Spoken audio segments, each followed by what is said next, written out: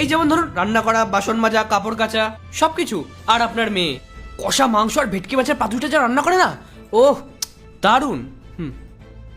কি হচ্ছে এটা কি রাহুল? তুমি যা খুশি তাই বলে যাচ্ছ, তোমার মাথা ঠিক আছে তো? মা, তুমি আসার আগে আমাকে ইনফর্ম করনি কেন?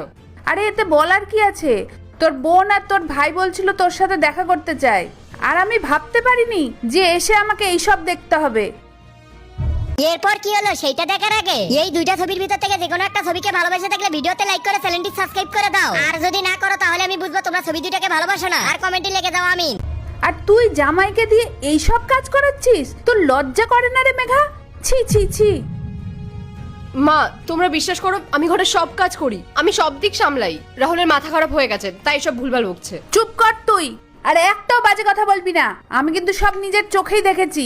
তোর লজ্জা বলে কিছু নেই? তুই এসব ড্রেস পরে পার্টিতে গেছিলিস? তোকে কি এইসব করার জন্য আমি বিয়ে দিয়েছিলাম?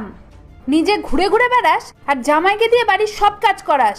তোর কি একটু মনুষ্যত্ব বোধ নেই? আরে তোকে তো আমার মেয়ে বলতেই